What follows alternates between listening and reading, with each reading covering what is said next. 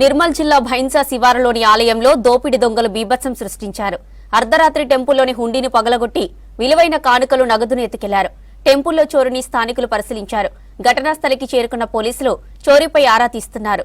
స్థానికుల కంప్లైంట్తో కేసు నమోదు చేసిన పోలీసులు పాత నేరస్తులపై వివరాలు సేకరిస్తున్నారు. చోరీ నేపథ్యంలో పోలీసులు స్థానికంగా ముందస్తు భద్రత పెంచారు. ప్రభుత్వం వారు చర్య తీసుకో.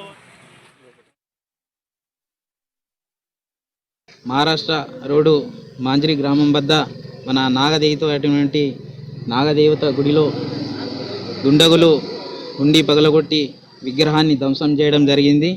దీన్ని హిందూ వాహిని తీవ్రంగా ఖండిస్తుంది. దీన్ని గత కొన్ని సంవత్సరాలుగా ఇక్కడ ఉన్నటువంటి యువకులు కానీ ఇక్కడ పొలంలో ఉన్నటువంటి యజమానులు కానీ దీన్ని అభివృద్ధిపరిచి భక్తులకు అండగా నిలబడాలని దేవుణ్ణి కొలుస్తూ ఇక్కడ ప్రతి సంవత్సరం కూడా నావల పంచమి నాడు ఎంతో ఘనంగా జాతరను నిర్వహిస్తారు. కాబట్టి మనము శివుని మెడలో ఉన్నటువంటి నాగసర్పాన్ని ఎంతగా భక్తిగా భావిస్తామో అలాంటి దేవాలయంలో ఇలాంటి